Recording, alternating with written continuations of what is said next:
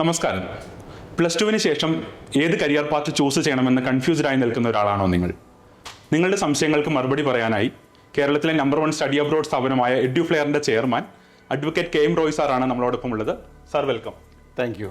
Sir, plus two കഴിഞ്ഞിട്ട് കരിയറിൽ എന്ത് ചെയ്യണം എന്ന് കൺഫ്യൂസ്ഡ് ആയിട്ട് നിൽക്കുന്ന കുട്ടികൾക്കും രക്ഷിതാക്കൾക്കും സാറിന് എന്ത് നിർദ്ദേശമാണ് കൊടുക്കാനുള്ളത്? തീർച്ചയായിട്ടും ഇത് നല്ലൊരു ചോദ്യമാണ്. കാരണം നമ്മൾ പ്ലസ് ടു വരെ വിദ്യാർത്ഥികൾ സ്കൂൾ വിദ്യാഭ്യാസത്തിൻ്റെ ഭാഗമാണ്. അപ്പോൾ അവർക്ക് യാതൊരു വിധത്തിലുള്ള കൺഫ്യൂഷനും ഇല്ല. തുടർച്ചയായി 1ാം ക്ലാസ് മുതൽ പ്ലസ് ടു വരെ തുടർച്ചയായുള്ളൊരു വിദ്യാഭ്യാസ സമ്പ്രദായത്തിലൂടെയാണ് അവർ പോകുന്നത്.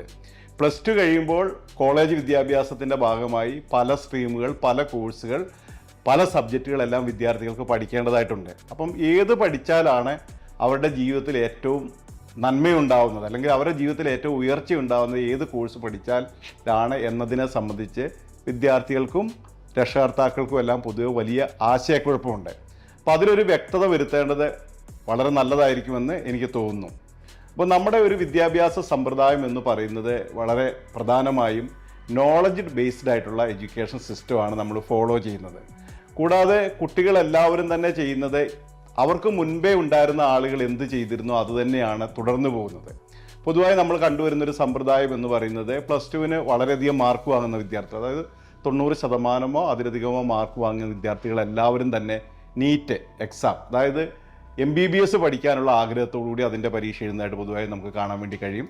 അതിൽ കുറച്ച് മാർക്കുള്ള ആളുകളെ എൻജിനീയറിങ് അല്ലെങ്കിൽ ഒരു അഡ്വക്കേറ്റ് തുടങ്ങിയ പ്രൊഫഷനൊക്കെ തിരഞ്ഞെടുക്കാൻ വേണ്ടി ആഗ്രഹിക്കും. അതിലും കുറഞ്ഞ മാർക്കുള്ള ആളുകൾ കൊമേഴ്സ് സബ്ജക്റ്റുകൾ പഠിക്കാൻ വേണ്ടി തിരഞ്ഞെടുക്കുന്നതായിട്ട് കാണാം. തീരെ മാർക്ക് കുറവുള്ള ആളുകൾ ആർട്സ് സബ്ജക്റ്റുകളും മറ്റ് ഡിപ്ലോമ കോഴ്സുകളും സർട്ടിഫിക്കറ്റ് കോഴ്സുകളും ഒക്കെയാണ് പൊതുവായി തിരഞ്ഞെടുക്കപ്പെടുന്നത്. പക്ഷേ യഥാർത്ഥത്തിൽ വിദ്യാർത്ഥികൾ ചെയ്യേണ്ടത്, അല്ലെങ്കിൽ രക്ഷകർത്താക്കൾ ചെയ്യേണ്ടത് എന്താണെന്ന് ചോദിച്ചാൽ, തങ്ങളുടെ വിദ്യാർത്ഥിക്ക് അല്ലെങ്കിൽ തങ്ങളുടെ മക്കൾക്ക് പഠനത്തിന് ശേഷം നല്ലൊരു തൊഴിൽ ലഭിച്ച് നല്ല ഒരു ജോലിയിൽ കയറി നല്ല ശമ്പളവും വരുമാനവും ഒക്കെ നേടി തങ്ങളുടെ ജീവിതം സുരക്ഷിതമാക്കാൻ പറ്റുന്ന കോഴ്സ് ഏതാണോ അതാണ് തിരഞ്ഞെടുക്കേണ്ടത്. അതിനവർക്ക് പ്രധാനമായിട്ടും വേണ്ടത് നോളജിനുപരി സ്കില്ലാണ്.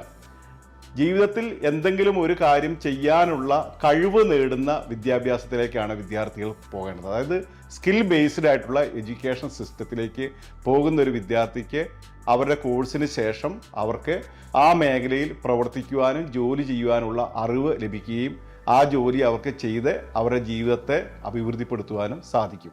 സർ, അതുപോലെ ഈ നോളജ് വേഴ്സസ് സ്കിൽ എന്ന് പറയുന്ന ഒരു കാര്യം ഉണ്ടല്ലോ. ബേസിക്കലി നമ്മുടെ നാട്ടിലെ എഡ്യൂക്കേഷൻ നോളജ് ബേസ്ഡ് ആണ്, പുറത്തേക്കുള്ള എഡ്യൂക്കേഷൻസ് ഒക്കെ സ്കിൽ ബേസ്ഡ് ആണെന്ന് കേട്ടിട്ടുണ്ട്. സോ ഇത് എത്രത്തോളം ഇമ്പോർട്ടൻ്റ് ആണ്? ബേസിക്കലി ഇതിൻ്റെ ഒരു കമ്പാരിസൺ എന്താണ്? നോളജ് വേഴ്സസ് സ്കിൽ എന്ന് പറയുന്ന ഒരു കമ്പാരിസൺ എന്താണ് സാറിൻ്റെ വ്യൂവിൽ? അതായത് നമ്മൾ ഫോളോ ചെയ്യുന്ന വിദ്യാഭ്യാസ സമ്പ്രദായം എന്ന് പറയുന്നത് ബ്രിട്ടീഷുകാർ പണ്ട് നമ്മുടെ രാജ്യത്തുണ്ടായിരുന്നപ്പോൾ സൃഷ്ടിച്ചിട്ടുള്ള ഒരു വിദ്യാഭ്യാസ സമ്പ്രദായമാണ് നമ്മൾ പിന്തുടർന്നു വരുന്നത്. ഇപ്പോൾ ഉദാഹരണത്തിന് പറയുകയാണെങ്കിൽ നമ്മുടെ നാട്ടിലിപ്പം നീന്തൽ എന്ന് പറയുന്നത് കോളേജിൽ ഒരു പാഠ്യ പദ്ധതിയാണെന്ന് വിചാരിക്കുക. സാധാരണ ഇതിൽ നമ്മൾ എന്തായിരിക്കും കോളേജിൽ ചെയ്യുക എന്ന് ചോദിച്ചാൽ, വിദ്യാർത്ഥികളെ ആഴ്ചയിൽ 5 ദിവസവും നീന്തലിൻ്റെ തിയറി പഠിപ്പിക്കുകയും വെള്ളിയാഴ്ചത്തെ അവസാനത്തെ പീരീഡിൽ മാത്രം സ്വിമ്മിംഗ് പൂളിൽ പോയി നീന്തുന്ന ഒരു കാര്യമായിരിക്കും നമ്മുടെ വിദ്യാഭ്യാസ സമ്പ്രദായം വഴി ഉണ്ടാവുന്നത്. അപ്പോൾ നീന്തലിൽ BAയോ MAയോ ഒക്കെ കഴിഞ്ഞിട്ടുള്ള ആളുകൾക്ക് യഥാർത്ഥത്തിൽ ഒരു നദിയിലോ പുഴയിലോ അല്ലെങ്കിൽ ഒരു കുളത്തിലോ ഇറങ്ങി നീന്താൻ വേണ്ടിയിട്ടുള്ള കഴിവ് ഉണ്ടാവാറില്ല. അപ്പം നീന്തലിനെ സംബന്ധിച്ചുള്ള നോളജ് അവർക്കുണ്ട്, പക്ഷെ നീന്താനുള്ള സ്കില്ല് അവർക്കില്ല. ഇത് നമ്മൾ പല മേഖലയിലും നമുക്കിത് കാണാൻ വേണ്ടി കഴിയും. ഇപ്പം നമ്മുടെ നാട്ടിലൊരു വിദ്യാർത്ഥി MA ഇംഗ്ലീഷ് ലിറ്ററേച്ചർ പഠിച്ച ഒരാളാണെങ്കിൽ പോലും പലപ്പോഴും അവർക്ക് ഇംഗ്ലീഷ് ഭാഷയിൽ കമ്മ്യൂണിക്കേറ്റ് ചെയ്യാനുള്ള കഴിവ് ഉണ്ടാവാറില്ല. നല്ലൊരു ലെറ്റർ പോലും ഇംഗ്ലീഷിൽ ഡ്രാഫ്റ്റ് ചെയ്യാനുള്ള കഴിവ് അവർക്കില്ല. ഇതെല്ലാ മേഖലയിലും കാണാം. ഇപ്പം അക്കൗണ്ടൻസിയിൽ BComോ MComോ ഒക്കെ കഴിഞ്ഞൊരു വിദ്യാർത്ഥിക്ക് ആ മേഖലയിലുള്ള കാര്യങ്ങൾ ചെയ്യാനുള്ള കഴിവില്ല. അതുപോലെ തന്നെ ഇപ്പോൾ എൻജിനീയറിങ്, നമുക്കൊരു ഇലക്ട്രിക്കൽ എൻജിനീയറിങ്ങോ മെക്കാനിക്കൽ എൻജിനീയറിങ്ങോ ഒക്കെ ഡിഗ്രിയോ അതിൻ്റെ പോസ്റ്റ് ഗ്രാജുവേഷനോ ഒക്കെ കഴിഞ്ഞു വരുന്ന വിദ്യാർത്ഥികൾക്ക് പോലും ആ മേഖലയിൽ പ്രവൃത്തി ചെയ്യാനുള്ള കഴിവില്ലാത്തതായിട്ട് നമുക്ക് കാണാൻ വേണ്ടി കഴിയും. അപ്പം നോളജ് എന്ന് പറയുന്നത് നമുക്ക് അറിവാണ്, സ്കില്ലെന്ന് പറയുന്നത് കഴിവാണ്. അതായത് നമുക്ക് അറിവ് ഉണ്ടാവുകയല്ല വേണ്ടത്, നമ്മൾ എന്താണോ പഠിച്ചത് അതിൻ്റെ ആപ്ലിക്കേഷൻ അല്ലെങ്കിൽ അത് ചെയ്യാനുള്ള കഴിവാണ് യഥാർത്ഥത്തിൽ വിദ്യാർത്ഥികൾക്ക് വിദ്യാഭ്യാസം മൂലം ഉണ്ടാവേണ്ടത്. പക്ഷേ ദൗർഭാഗ്യവശാൽ നമ്മുടെ നാട്ടിലെ വിദ്യാഭ്യാസ സമ്പ്രദായത്തിൽ ഇത്തരത്തിൽ ആളുകളുടെ സ്കില്ലിനെ വളർത്താനുള്ള കാര്യങ്ങൾ ഇല്ലാത്തത് കൊണ്ട് തന്നെ പലപ്പോഴും പഠനം കഴിഞ്ഞ് പുറത്തേക്ക് ഇറങ്ങുന്ന വിദ്യാർത്ഥികൾക്ക് അവർ പഠിച്ച വിഷയത്തിൽ ഒരു ജോലിയിൽ പ്രവേശിക്കാൻ വേണ്ടി പലപ്പോഴും സാധിക്കുന്നില്ല. കേരളത്തിലുള്ള ഒട്ടനവധി സ്ഥാപനങ്ങൾ അവർക്ക് പല മേഖലയിലും ജോലിക്കാരെ ആവശ്യമുണ്ട്. എല്ലാ സ്ഥാപനങ്ങളും പലപ്പോഴും ജോലിക്കാരുടെ അപര്യാപ്തതയിലാണ് വർക്ക് ചെയ്യുന്നത്. അതേസമയത്ത് നമ്മുടെ നാട്ടിൽ ജോലിയില്ലാത്ത ഒട്ടനവധി ആളുകളുണ്ട്. ഈ ഗ്യാപ്പ് എന്ന് പറയുന്നത് ഒരു വിദ്യാർത്ഥി അല്ലെങ്കിൽ ഒരു വിദ്യാർത്ഥി വിദ്യാഭ്യാസം കഴിഞ്ഞ് വരുമ്പോൾ അവരെ ഒരു ജോലിയിലേക്ക് റിക്രൂട്ട് ചെയ്യുമ്പോൾ അവർക്ക് ആ ജോലി ചെയ്യാനുള്ള സ്കില്ല് ഇല്ലാത്തത് കൊണ്ട് പലപ്പോഴും ഇവരെ റിക്രൂട്ട് ചെയ്യാൻ വേണ്ടി സാധിക്കുന്നില്ല.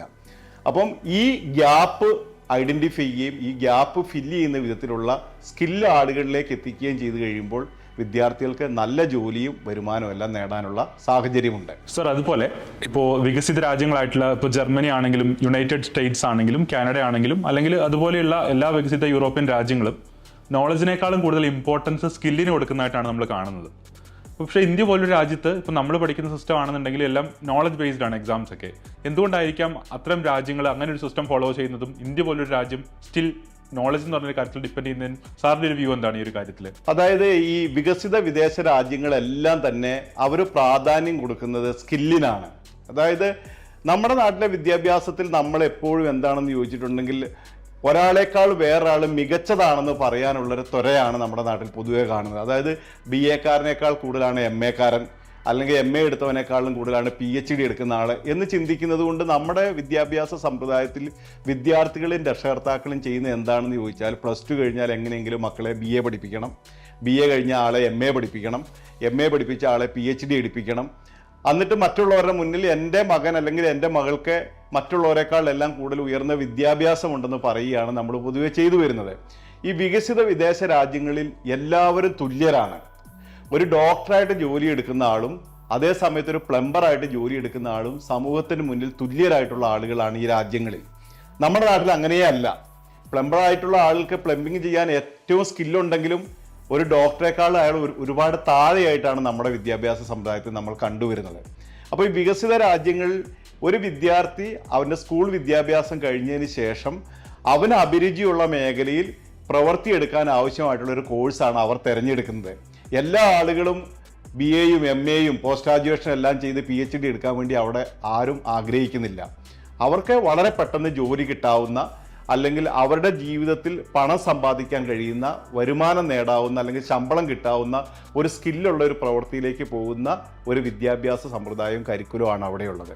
അപ്പോൾ പലപ്പോഴും വിദ്യാർത്ഥികൾ ഈ രാജ്യത്ത് നേടുന്ന വിദ്യാഭ്യാസത്തിൽ ആപ്ലിക്കേഷനിലാണ് പ്രാധാന്യം കൊടുക്കുന്നത്. അതായത് അവരെന്ത് പഠിച്ചോ അത് പ്രവൃത്തി വിധത്തിൽ കൊണ്ടുവരാൻ വേണ്ടി, അത് ഫീൽഡിൽ പോയി ചെയ്യാനുള്ള പ്രാപ്തി അവരെ ഉണ്ടാക്കുന്ന വിധത്തിലാണ് അവിടുത്തെ വിദ്യാഭ്യാസം ഡിസൈൻ ചെയ്തിരിക്കുന്നത്. അതുകൊണ്ട് തന്നെ ആ വിദ്യാഭ്യാസത്തിൽ പോകുന്ന വിദ്യാർത്ഥികൾക്ക് അവിടുത്തെ വിദ്യാഭ്യാസം കഴിയുമ്പോഴേക്കും അവർ പഠിച്ചത് ഒരു ജോലിയിലേക്കായി പ്രവൃത്തിയിൽ കൊണ്ടുവന്ന് വരുമാനം നേടാൻ വേണ്ടി അവർക്ക് സാധിക്കുന്നതാണ്. EduFlair, education driven by passion.